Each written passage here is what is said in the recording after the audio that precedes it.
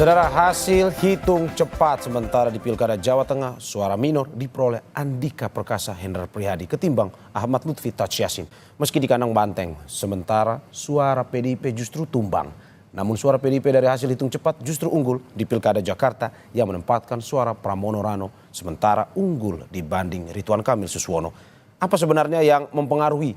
Benarkah faktor Megawati dan Jokowi masih menjadi penentu peta dukungan di dua wilayah ini? Kita bahas hari ini dengan sejumlah narasumber yang hadir melalui sambungan Zoom. Ada politisi PD Perjuangan yang juga anggota DPR, Arya Bima. Selamat pagi Mas Arya. Dan juga politisi Golkar, Nurdin Halid. Selamat pagi Pak Nurdin. Selamat Dan pagi, terakhir, Assalamualaikum warahmatullahi wabarakatuh. Waalaikumsalam. Dan yang terakhir, pakar komunikasi politik UIN Syarif Hidayatullah Jakarta sekaligus Direktur Eksekutif The Political Literacy Institute, Gun Gun Herianto. Selamat pagi, Mas Gun Gun. Selamat pagi. Assalamualaikum. Mas, ini Wassalam. selamat pagi Bapak-Bapak. Ini dinamika politik hari ini begitu menarik melihat yang satunya kandang banteng di Jawa Tengah harus sesuai dengan unggul cepat yang masih sampai saat ini. Itu kemenangan atau keunggulan diperoleh oleh Ahmad Lutfi Taj Yassin, sedangkan PDIP unggul di Jakarta. Pertanyaannya, apakah betul sebenarnya Jokowi ini adalah ujian dari seorang Megawati Soekarno Putri? Sebelum sampai situ saya ingin ke Mas Arya dulu. Mas Arya, ini meski masih hitung cepat, namun suara Andika Hendi justru kalah dari Lutfi Taj Yassin di Jawa Tengah. Ini analisa Anda seperti apa? Analisa dari kami, saya melihat cara berpikirnya tidak seperti yang kita angkat pada pagi hari ini ya. Tradisi dari PDI Perjuangan sebenarnya begini, melihat konsepsi kenapa sih kita itu ada pilkada secara langsung yang dipilih oleh rakyat. Kita nggak bisa melepaskan bahwa pilkada yang langsung dipilih rakyat itu adalah akibat konsepsi dari sentralisasi di zaman Orde Baru ke zaman Reformasi menjadi desentralisasi, menjadi otonomi daerah. Jadi bagaimana daerah itu menjadi otonom dengan desentralisasi sehingga mampu memberdayakan seluruh potensi daerah, yang mana potensi itu perlu adanya seorang pemimpin yang legitimate sehingga partisipasi rakyat untuk memilih pemimpinnya itu akan berakibat pada partisipasi di dalam proses pembangunan untuk meningkatkan ekonomi daerah atau meningkatkan kemampuan daerah. Ya. Untuk itulah pemimpin itu kita jaring lewat penjaringan kader-kader atau masyarakat yang dianggap mampu menjadi sosok pemimpin daerah. Kemudian kita saring dengan berbagai mekanisme dengan kapabilitas, kapasitas dan integritas. Jadi cara berpikir kemudian mendikotomikan seolah-olah rakyat itu karena mencoblos karena seorang sosok, misalnya tadi dikatakan seorang Pak Jokowi atau seorang Mega, itu bukan cara berpikir Megawati Soekarno Putri atau bukan berpikir cara PDI. Disitulah kemudian kita menjaring seorang Pak Hendi dan Pak Andika, maupun kita menang di 19 daerah kabupaten kota di Jawa Tengah. Nah, ini cara berpikir, struktur berpikir yang salah. Kalau kemudian ada seorang sosok yang mampu mengkooptasi atau mempengaruhi. Ini konstruksi berpikir kenapa kita ada pilkada. Nah, kami tidak melihat, ya, Ibu tidak kampanye, ya, Bu Mega tidak kampanye, Ibu Mega tidak pernah mengklaim bahwa rakyat Jawa Tengah selama ini memilih kepala daerah karena Ibu enggak. Ibu menjaring keinginan daerah siapa sih yang lu recommended gitulah. Ya. Jadi yang begitu di Jakarta. Jadi bagaimana visi rakyat, ya, Jakarta, Jawa Tengah itu menjadi visi pemimpin yang legitimate. Jadi ada konstruksi cara berpikir kok ini jadi aduan lagi, jadi pertempuran, mendesentralisasi lagi karena dukungan Pak Prabowo, karena dukungan Kim Plus, ya, karena dukungan PDI, karena dukungan Ibu Mega. Enggak. Berarti Mas Arya, Anda mau bilang bahwa ini lebih ke sosok pasangan calon bukan endorse sebenarnya ya? bukan endorse. Ya. Partai politik mengusung, ya, mengusung visi misi dan mengusung orang, tapi mengusung orang ini pun akibat dari partisipasi, proses penjaringan dengan mekanisme surat keputusan partai. Jadi partai sebagai persemaian kader itulah yang harus menjadikan proses pendidikan politik partai dengan sekolah partai. Maka kami di Magelang menang, di kota Pekalongan menang, di kota Semarang menang, di Kabupaten Banyumas menang, di Kabupaten Brebes, Kabupaten Demak, Grobogan, Jepara, Karanganyar, Kendal, Klaten, Kabupaten Kudus, Kabupaten Magelang, Kabupaten Purwokerto, Kabupaten Wonosobo, Wonogiri, Temanggung, Sukoharjo, Kabupaten Semarang. Ini kader murni yang kita didik. Oke, Mas Arya, tapi bagaimana Dan ini menanggapi? karena Mas. kita jaring. Ya, tapi Ini ada bagaimana semua menanggapi bahwa ini identitas Jawa Tengah itu kan sudah terlalu kuat lekat dengan kandang banteng. Pada akhirnya tapi yang unggul saat ini masih dalam proses hitung cepat sebenarnya itu Ahmad Lutfi Tadsyasin. Anda bisa melihat bahwa apakah memang sebenarnya itu bukanlah kandang banteng sehingga dinamis bisa siapa yang menang atau bagaimana sebenarnya?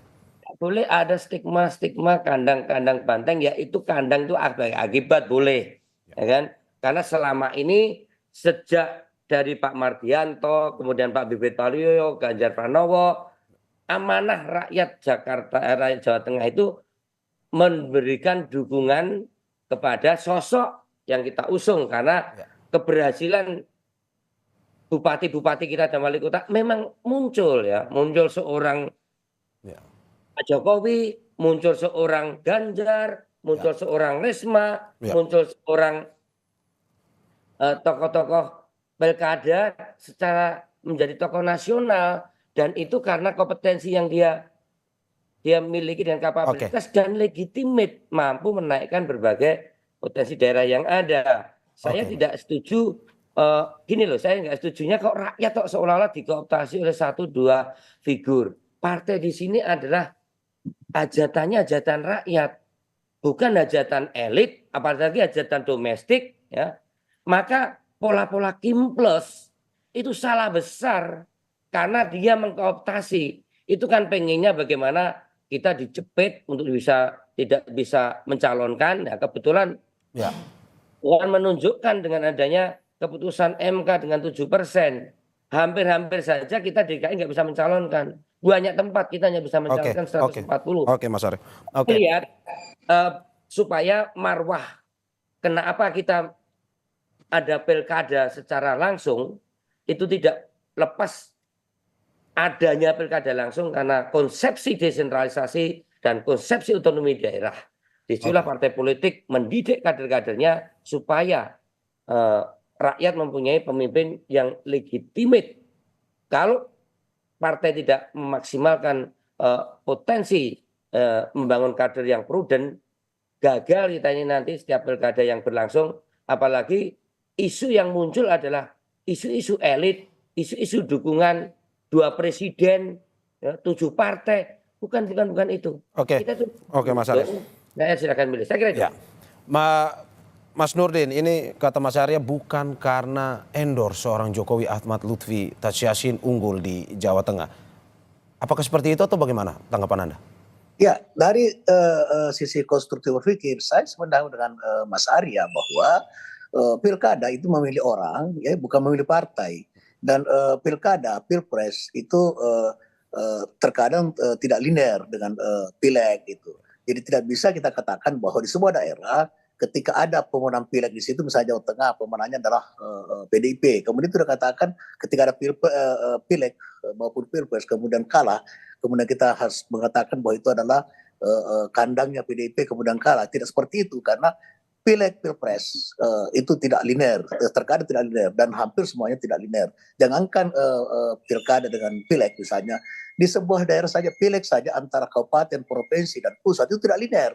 Terkadang kabupaten lebih besar suaranya atau pusat lebih besar suaranya, padahal sama-sama dari satu partai. Nah oleh karena itu saya setuju konstruksi berpikir kita bahwa tidak boleh kita mengatakan bahwa kekalahan seorang calon di sebuah daerah, di mana daerah itu dimenangkan pileg sebuah partai, kemudian kita katakan bahwa dia kalah di kandangnya. Itu tidak betul sekali cara berpikir seperti itu. Kenapa? Karena partai sekarang ini itu hanya bukan hanya, tapi itu kebanyakan sekarang partai itu hanya mencalonkan atau sebagai sebuah kendaraan dalam untuk karena itu persyaratan. Oleh karena itu sistem kita juga harus ditinjau ke depan agar supaya cara berpikir seperti itu tidak ditokok-tokomi daripada rakyat.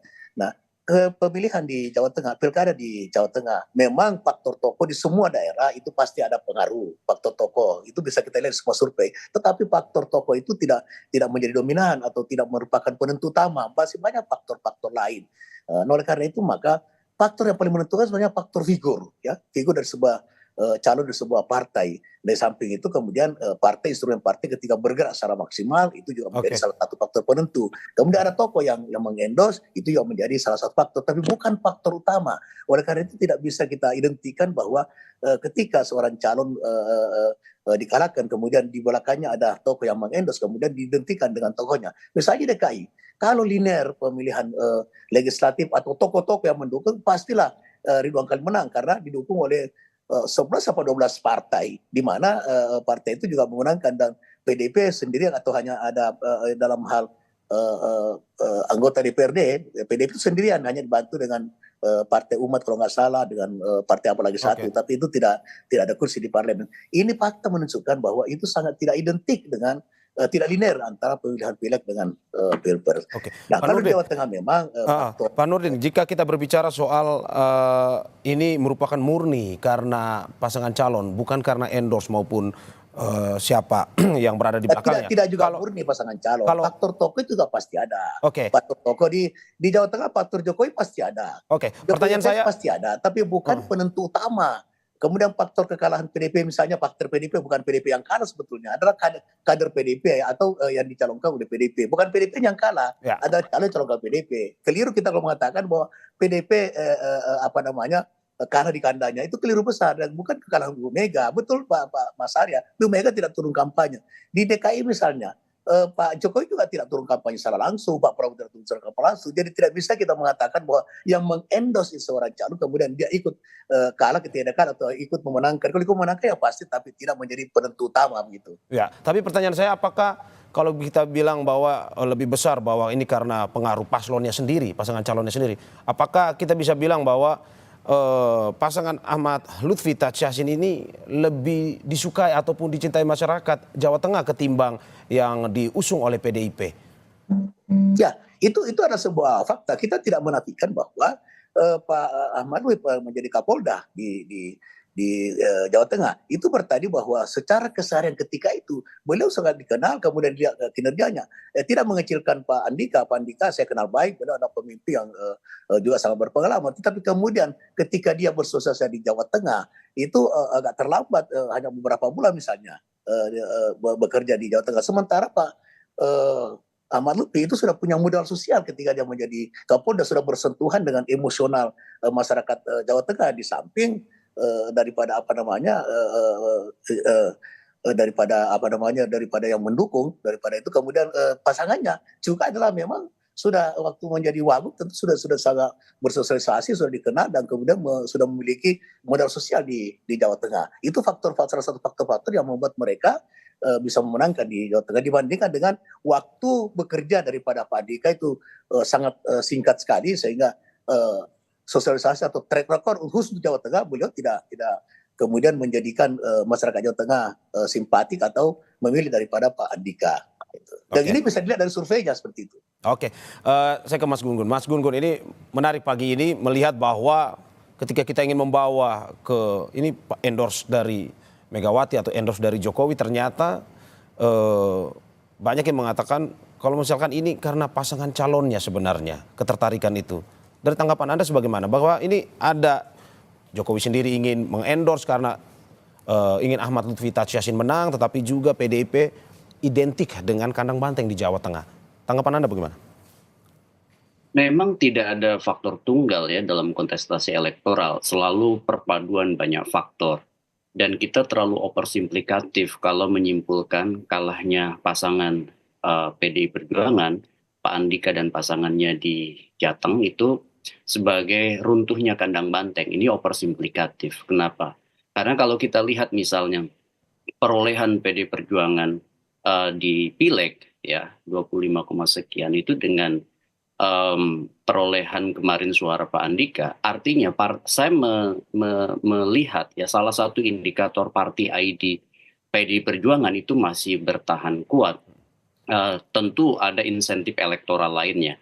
Jadi faktor pertama yaitu kita lihat perolehan suara Pak Andika, kemudian yang kedua sebaran pilkada di tingkat kabupaten kota. Ini masih menunjukkan bahwa PDI Perjuangan sebenarnya punya basis yang kuat di Jawa Tengah.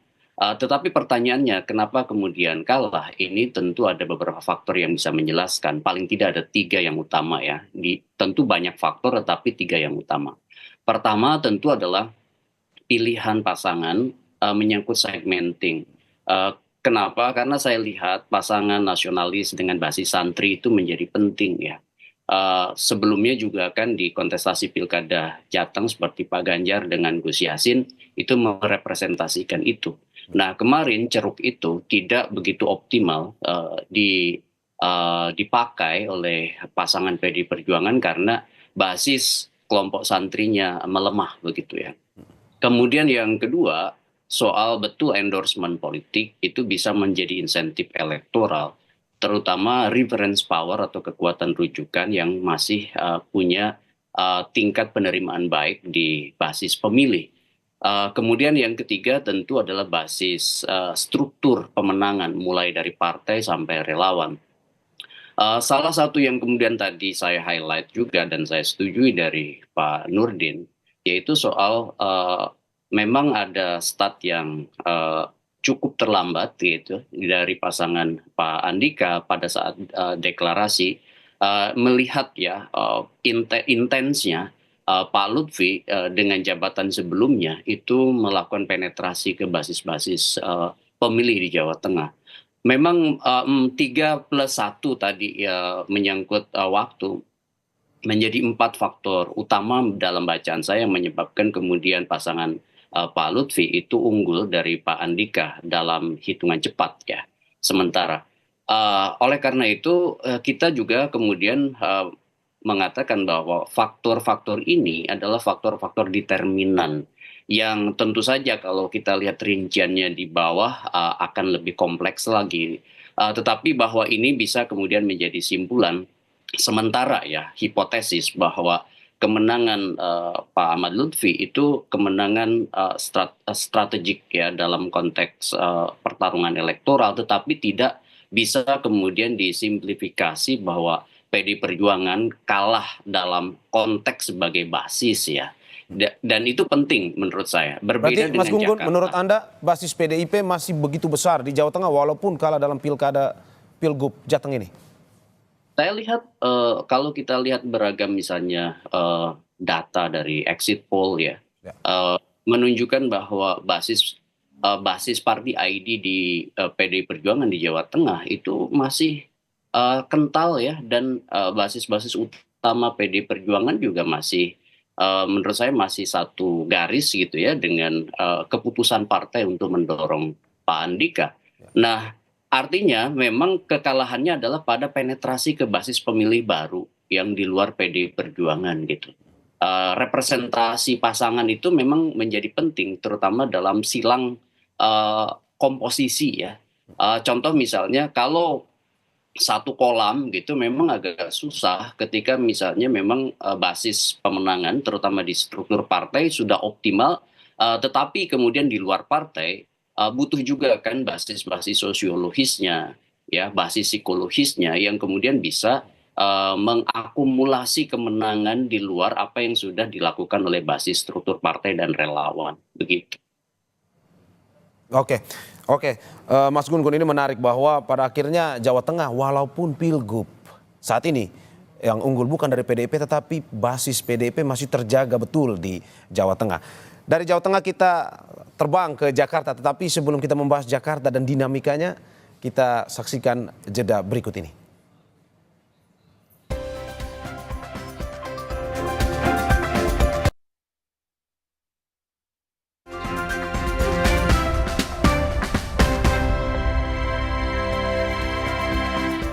Terima kasih masih di Sapa Indonesia Pagi bersama saya Maris Sarong. Saudara, saya akan lanjutkan diskusi dialog kita pada pagi hari ini masih dengan 3 narasumber saya, politisi senior PDIP Arya Bima, politisi senior Golkar Nurdin Halid, dan juga pakar komunikasi politik Mas Gun Gun. Saya ke Mas Arya lagi. Mas, ini kata rekan Anda Deddy Sitorus, katanya kandang banteng dari Jawa Tengah pindah ke Jakarta. Ini sebuah pernyataan yang mengejutkan sebenarnya. Tanggapan Anda gimana? Ya, untuk Pak Deddy memang orangnya menggelegar ya kalau menyampaikan pernyataan-pernyataan. Kalau saya tetap sama tadi, Ya. proses penjaringan dan penyaringan yang dilakukan oleh Ketua Umum PDI Perjuangan Ibu Megawati Soekarno Putri itu selalu menginginkan bagaimana menyodorkan kepada rakyat, sosok kepada rakyat, seorang pemimpin yang kapabel, yang diproses atau dipilih secara demokratis. Dengan kapabilitas, kapasitas, dan integritas. Saya percaya bahwa Jawa Tengah, Andika dan Pak Hendi maupun Mas Pram dan Bang Dul ini adalah satu proses yang matang dan dewasa untuk partai politik menyodorkan kepada rakyat baik di Jawa Tengah dan di DKI. Jadi saya melihat kemenangan di DKI ini karena memang yang pertama sosoknya memang pas antara Mas Pram dan Bang Dul ini, dan tidak memaksakan visi misinya, visi pemimpin atau visi dia ke rakyat, tapi visi rakyat ke seorang pemimpin yang kita usung dengan Jakarta menyala. Saya ada variabel-variabel lain betul secara sosiologis tadi, tapi sehebat apapun supporting atau dukungan, kalau kapabilitas, kapasitas, integritasnya itu tidak memenuhi prasyarat objektif yang ada, kondisi subjektif tidak ketemu dalam kondisi objektif, nggak akan bisa, apalagi sangat rasional di Jakarta. Kemudian juga faktor-faktor penentu yang lainnya, terutama netralitas dari instrumen-instrumen aparat ini di Jakarta betul-betul harus saya apresiasi kepada TNI, kepada Polri, kepada ASN ya. Ini cenderung lebih dari posisi memfasilitasi untuk rakyat itu berhajatan dengan pesta demokrasi sehingga tidak ada satu hambatan-hambatan untuk memilih. Kemudian tidak ada hal yang terkait dengan pemilihan wali kota. Ya, Jawa Tengah itu benar tadi Pak Nurdin Halid, tidak linear antara Pilgub dan Pilgub, sehingga sosialisasi selama 3 bulan yang dilakukan oleh Pak Andika dan Pak Endi ini kurang nendang, karena di bawah di kabupaten dan kota itu terjadi cross cutting affiliation, kampanye yang sebenarnya di Jawa Tengah itu lebih rasa pemilihan bupati dan wali kota ya daripada Pilgub. Kalau di Jakarta ini benar-benar rasa Pilgub. Ya. Suasana kebatinan pemilihan itu pemilihan gubernur. Kalau di Jawa Tengah kita mensosialisasikan waktu yang panjang, belum ada kendala-kendala keterlibatan berbagai kepala desa terutama, itu mempengaruhi bagaimana sosialisasi ini terhambat. Saya kira itu menurut saya PDI Perjuangan Ibu Megawati berusaha visi misi rakyat atau pemimpin yang kapabel dikeluarkan seorang sosok Mas Pram dan Bang Dul. Sedangkan Pak Ridwan Kamil kan dipersiapkan waktu itu kan mau menjepit PDI Perjuangan untuk tidak bisa mencalonkan ya.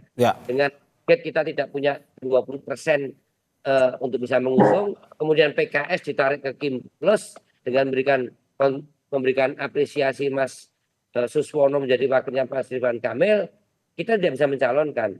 Jadi Kim Plus dengan Mas Ridwan Kamil dan Mas Suswono itu dipersiapkan dengan tidak ada lawan. Karena kotak kosong takut kalah, karena waktu itu mungkin diperhitungkan ada Mas Anies dan PDI Perjuangan, maka dibuatlah calon kedua yang akhirnya putusan MK berubah.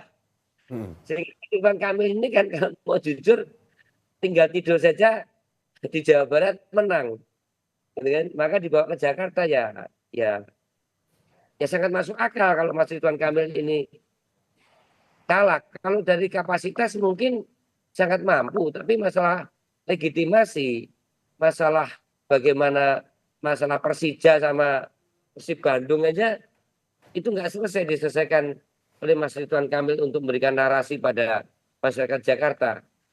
Berarti Mas Arya, Anda Anda mau bilang Jakarta bahwa memang pasangan Pram Rano ini sebenarnya bisa menang muda lawan Ridwan Kamil, RK Suswono. Kalau dari Anda mengatakan bahwa legitimasinya sebenarnya belum teruji sebenarnya. legitimasi di Jakarta ya memang sosok seorang Mas Pram Bangdul atau Mama Sidul ini sangat Betawi banget, sedangkan sosok Mas Pram ya sangat Jawani gitu. Kalau saya lihat jumlah suaranya kan jumlah suara antara etnis Jawa dan etnis Betawi ya, walaupun saya tidak bicara parameter primordial, tetapi bagaimana partisipasi proses mencoblos kemarin jumlah kursi 50,05% di atas 50% plus satu ini data ini data primer yang ada di Sirekap KPU, menurut saya adalah sosok yang mungkin merepresentasikan etnis Jawa dan etnis Betawi bersama etnis Minang, etnis Sumatera, yang saya melihat Mas Pram Bangdul lebih behavior politiknya lebih bisa diterima dengan berbagai keragaman etnis yang sangat plural di Jakarta. Oke, Mas Arya, Mas Nurdin, kita menarik ini bahwa mengatakan bahwa Pram Rano ini punya kesempatan menang besar sebenarnya versus Ridho, pasangan Ridho. Ini tanpa embel-embel endorse sekalipun dari Pak Jokowi ini bisa menang juga sebenarnya. Pun juga ada endorse pun ini akhirnya unggul versi quick count. Dari tanggapan Anda sendiri bagaimana? Apakah memang kurang mungkin karena Jokowi diketahui hanya 1 kali datang ke Jakarta untuk mengendorse pasangan Ridho ini? Ya, kalau kita melihat ya sebetulnya untuk sementara ya bukan kemenangan, masih keunggulan ya karena belum ada keputusan KPU. Jadi sementara keunggulan daripada pasangan Mas Pram dengan Bang Dul itu keunggulan sekarang kalau saya sih tidak mengingat. Yang mengingat itu ketika PDIP berani mencalonkan Mas Pram gitu ya. Nah kalau kita waktu itu karena trend survei itu dengan Kang Emil itu sebenarnya sangat tinggi, sementara pasangan Mas Pram dengan Bang Dul itu belum terekam survei. Tetapi dari sisi figurnya sebetulnya adalah tidak jauh berbeda dengan Bang Dul dengan Kang Emil dari sisi popularitas. Pilkada itu yang pertama popularitas dulu ya, baru kemudian keterpilihan. Itu faktor utama. Nah untuk di Jakarta ini popularitas daripada pasangan Mas Pram ini didukung oleh Bang Dul itu tidak jauh berbeda sebetulnya dengan Kang Emil. Ya memang dengan Pak PDIP berani mencalonkan Mas Pram yang ketika itu belum terekam sama sekali. Ya, kalau Bang Dul kan sudah terekam dalam survei dan cukup tinggi secara pribadi ketika itu. Memang Jakarta tidak bisa disamakan lagi dengan Jawa Tengah. Pertama, pemilih cerdas di Jakarta jauh lebih tinggi daripada di Jawa Tengah. Di Jakarta pemilih cerdas kalau saya 60 sampai 65% itu adalah pemilih cerdas yang memang mampu memilih figur dari sisi kapasitas, kualitas, kredibilitas dan sebagainya. Yang kedua adalah di Jawa Tengah itu tidak ada faktor proses sebelumnya yang menciptakan kekecewaan bagi masyarakat Jawa Tengah. Tapi di Jakarta ada proses-proses yang secara kasat mata kalau saya secara pribadi melihat itu ada proses-proses dalam proses pencalonan itu yang menciptakan kekecewaan daripada masyarakat Jakarta sehingga sekarang ini mengakibatkan adalah tingginya daripada golput atau kurangnya partisipasi daripada pemilih Jakarta. Dan ini untuk pertama kalinya pemilih Jakarta itu tidak signifikan atau sangat rendah. Ini partisipasi yang sangat rendah sepanjang sejarah pilkada. Nah, faktor yang saya maksud tadi itu adalah adanya kecewaan terhadap tidak berhasilnya Mas Anies menjadi calon, sehingga mungkin 80-90% pendukung daripada Mas Anies itu adalah menjadi tidak ikut memilih atau golput itu.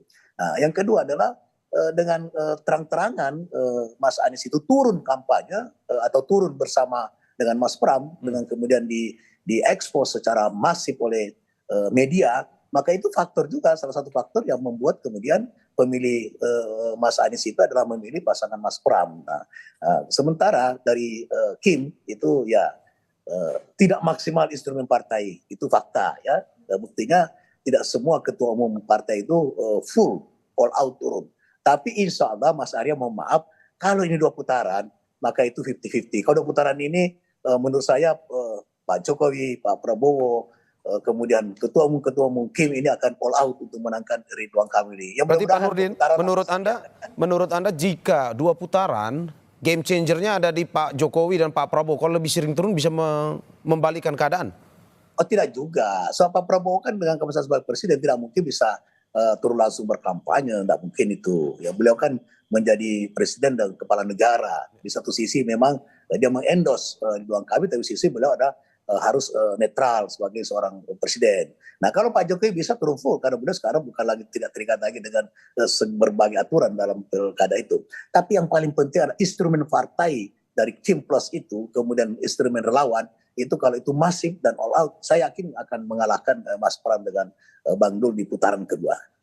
Oke, Pak Nur, ini saya kutip sedikit beredar di media sosial tanggapan bahwa ini kemenangan Pram Rano di Jakarta ini adalah sebuah moment of truth atau ini pembuktian politik dari PDIP sendiri bagaimana konsolidasi politiknya begitu lancar di Jakarta sehingga bisa menang Pram Rano ini versus pasangan Ridho. Menurut Anda seperti itu atau karena memang kurangnya endorse dari Presiden ke-7 Joko Widodo ini?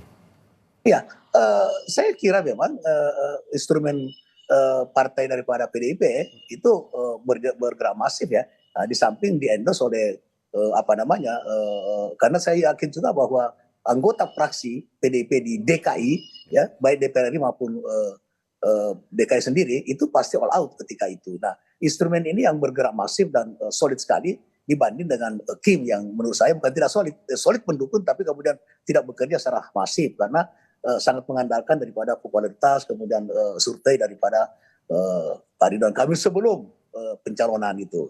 Nah, ketika pencalonan berjalan kemudian Mas Pram bekerja itu kan tegak lurus itu surveinya Mas Pram itu. Nah, disitulah merupakan salah satu faktor daripada tertinggal saat ini, bukan kekalahan ya kalau belum ditetapkan oleh KPU, tertinggal sementara. Tapi mudah-mudahan ini dua putaran, kalau 2 putaran insya Allah Ridwan Kamil akan bisa memenangkan ini dengan catatan bahwa Kim Plus ini akan solid, kemudian Pak Jokowi juga turun karena memang kalau dibandingkan itu saya katakan tadi tidak linear. Ketika Pilpres kemarin Pak Prabowo itu kan menang tipis melawan Mas Anies, itu menang tipis itu sehingga dari sisi kehendak masyarakat itu memang faktor calon ini juga sangat-sangat menentukan, bukan faktor utama daripada yang mengendorse baik Pak Jokowi maupun yang lainnya. Nah, oleh karena itu maka ketika 2 putaran Kim Plus ini dengan seluruh instrumennya itu harus all out ditambah dengan seluruh anggota fraksi dari Kim itu juga harus turun all out ditambah dengan relawan dan Projo juga harus bergerak karena Projo kan mendukung Pak Ridwan Kamil ya. Kalau Projo juga bergerak cepat maka 3 komponen ini ketika solid kemudian masif maka insya Allah putaran kedua pasangan Ridwan Kamil itu bisa memenangkan ini. Ya, oke. Saya ke Mas Gun-Gun. Mas Gun-Gun, ini sekali lagi di Pilkada Jakarta, Pilgub Jakarta ini masih kuat, dikatakan masih kuat paslonnya ketimbang endorse-nya. Tapi kalau kita lihat bahwa kemenangan Pram Rano ini banyak yang mengatakan bahwa ini di belakangnya ada begitu banyak, ada mantan Presiden Megawati Soekarno Putri pun juga plus 2 mantan gubernur Anies Baswedan dan Basuki Cahayapurnama. Kalau dari Anda sendiri melihat memang karena lebih besar endorse-nya atau lebih besar ketertarikan pada paslonnya? Oke, ini menunjukkan bahwa pilkada di tiap daerah itu punya dinamikanya sendiri-sendiri ya. Itu penting menjadi catatan. Untuk Jakarta, saya lihat resonansi pasca Pilpres itu masih kuat ya. Gaung ya maksud saya dari dampak pertarungan Pilpres, terutama narasi soal keberlanjutan dan perubahan, di mana sosok misalnya yang kemudian menghendaki perubahan itu kan mengalami yang disebut dan cognitive dissonance atau keberbedaan dari apa yang dipikirkan dengan yang dirasakan pada saat proses kandidasi. Misalnya ketidakmunculan sosok yang diharapkan itu kemudian menjadi faktor penting berlabuhnya suara mereka yang tidak terakomodir itu ke siapa. Dan di sini kita melihat bahwa ada yang disebut dengan kejelian dari pasangan Pramono dengan Mas Rano dengan Bang Dul ya Rano Karno itu untuk kemudian penetrasi ke basis pemilih yang tadi tidak terwadahi. Sebut aja mereka yang kemudian menghendaki Anies Baswedan maju sebagai salah satu pasangan calon di Jakarta. Dan betul ketika misalnya mampu persuasif dan tunjukkan secara simbolik ya dengan dukungan Anies Baswedan, maka banyak sebut aja anak abah begitu ya, pendukung Anies Baswedan masuk menjadi basis pemilih Pramono sebagian, dan sebagian lagi mereka tidak menggunakan hak pilihnya, sehingga kemudian itu menjelaskan kenapa angka golput atau yang tidak masuk ke basis menjadi pemilih atau voter turnout itu kemudian tinggi di Jakarta. Nah, ini kemudian faktor lainnya adalah sekali lagi CPM atau Civic Voluntary Model, yaitu basis hobi. Ketika misalnya, contoh aja misalnya mereka yang punya basis hobi bola seperti Jakmania, itu ternyata tidak mampu dipersuasi begitu ya oleh Ridwan Kamil, karena tadi Mas Arya sudah menjelaskan penuntasan narasi soal di mana Ridwan Kamil. Ini seperti sepele, tetapi kemudian memang menjadi signifikan karena basis pemilih di situ tuh besar gitu ya. Ini yang disebut dan kelompok hobi. Ingat, CPM itu bukan hanya suku, agama, ras, dan antar golongan yang tidak laku lagi di di Pilkada Jakarta 2024, tetapi kelompok hobi masih kemudian menyumbang insentif elektoral yang signifikan di Pilkada Jakarta kali ini. Ya. Nah, dari penjelasan saya tadi, saya ingin mengatakan bahwa betul Jakarta seperti Pak Nurdin tadi bilang, tipologi rasionalnya itu udah lebih ajak. Misalnya rasional egosentrisnya lumayan, rasional prospektifnya, rasional retrospektifnya. Rasional egosentrik itu yang menuntut bagaimana misalnya tawaran Anda pada kelompok kami begitu ya, yang jelas, tegas, terutama di wilayah program yang segmented. Kemudian yang tentu retrospektif itu berkaca dari portofolio pasangan calon. Pak Pramono tentu punya portofolio ya yang cukup panjang, Ya. tetapi itu aja tidak cukup. Kemudian ada basis sosiologis yang kemudian dilekatkan pada Rano Karno, sehingga Rano Karno kemudian mengubah realitas simbolik dari nama Rano Karno menjadi Dul gitu. Itu kan sebenarnya pendekatan penetratif ke basis pemilih yang akarnya adalah sosiologis, bukan pada rasional voters gitu. Kemudian faktor lain adalah tentu ya bekerjanya pendekatan-pendekatan seperti psikologis ya, bagaimana misalnya seperti Pak Nurdin tadi bilang, Kim ya bekerja, tetapi kita lihat juga beberapa basis di Kim yang memudar juga, seperti misalnya basis PKS tidak seluruhnya all out bisa memilih Ridwan Kamil gitu. Ya. Tetapi yang biasanya itu Jakarta ketika misalnya PKS itu mendeklar kandidat, maka basis kekuatan partainya solid mendukung apa yang kemudian dideklarasikan oleh partai. Tapi kali ini cukup berbeda gitu. Banyak basis akar rumput PKS yang tetap memilih pasangan lain gitu. Oke. Saya ke Mas Arya, ini menarik juga bahwa Pilkada Jakarta, Pilkada Jawa Tengah memberikan sebuah ini fenomena politik yang baru. Tetapi banyak opini di media massa terkait dengan pilkada ini yang bertanya sebenarnya, Mas Arya, apakah betul di pilkada kali ini Jokowi adalah ujian dari Ibu Megawati Soekarno Putri?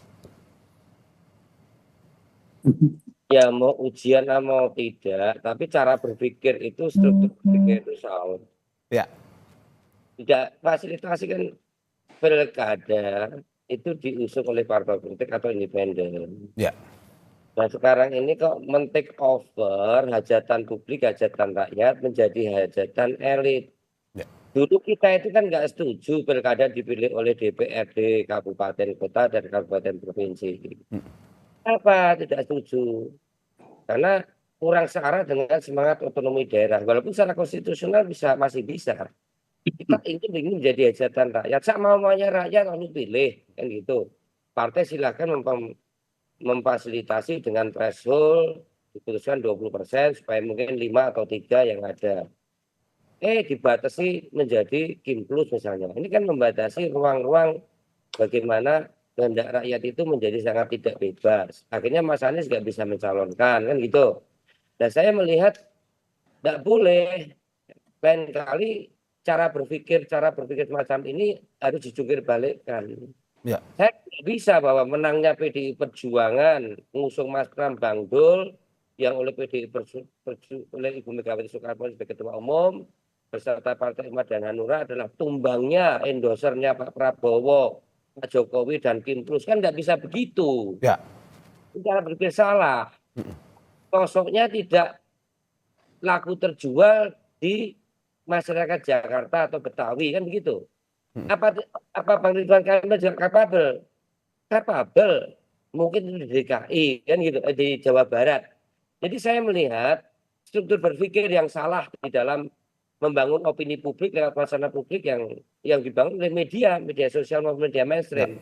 Saya ingin bahwa pemilu pilkada yang berkualitas akan menghasilkan pemimpin yang berkualitas.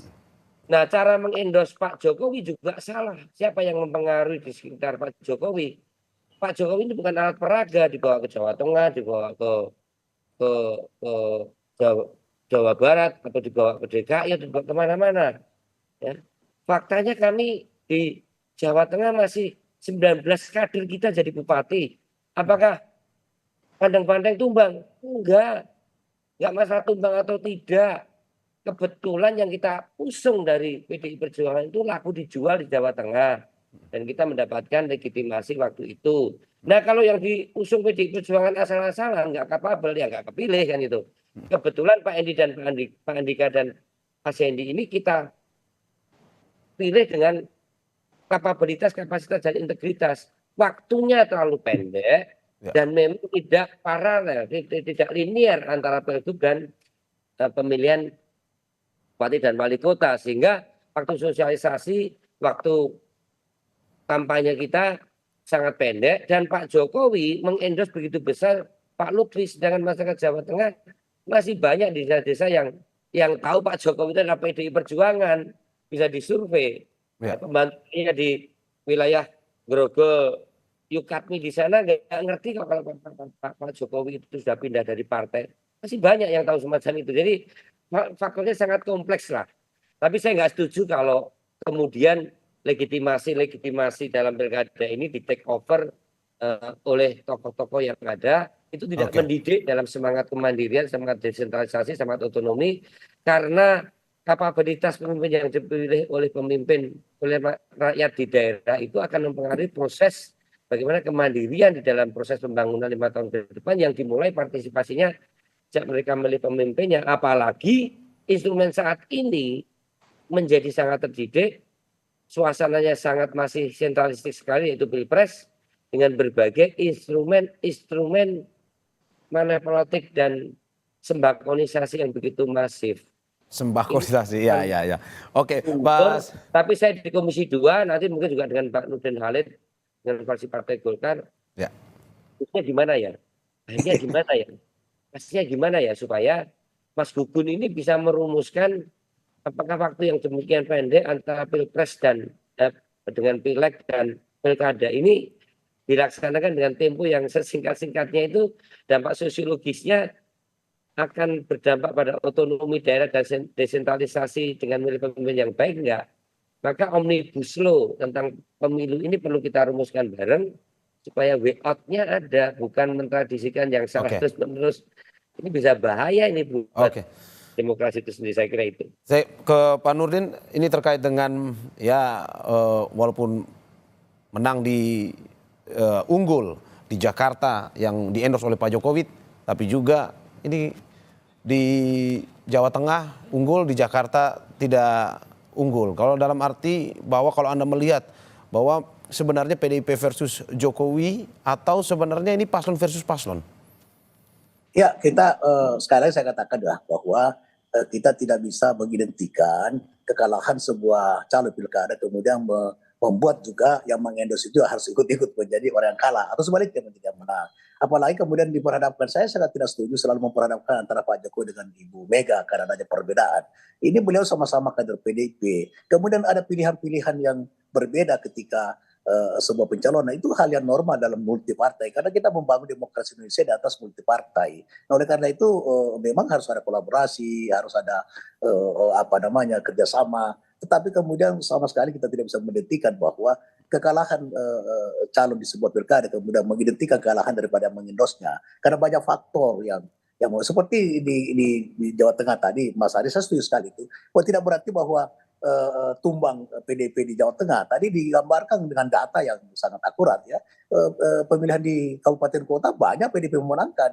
Nah, kemudian kalau kita lihat hasil pileknya 25%, kemudian hasil dari Pak paslon yang dicalonkan PDP itu lebih tinggi daripada pileg. Nah itu pertanda bahwa 25% yang dapat dipilih oleh PDP, kemudian hasilnya di pilkada lebih tinggi, itu berarti bahwa PDP itu solid di situ. Nah kemudian kita mengatakan bahwa Kim itu tidak solid karena kalah dalam atau sementara ini tertinggal di Jawa Tengah. Begitupun di Jakarta karena banyak faktor yang berpengaruh sekali. Nah, kalau dari sistem saya sebetulnya sangat tidak setuju dengan sistem yang ada sekarang karena ini tidak membuat bangsa ini semakin demokratis dengan pemilih-pemilih cerdas ya.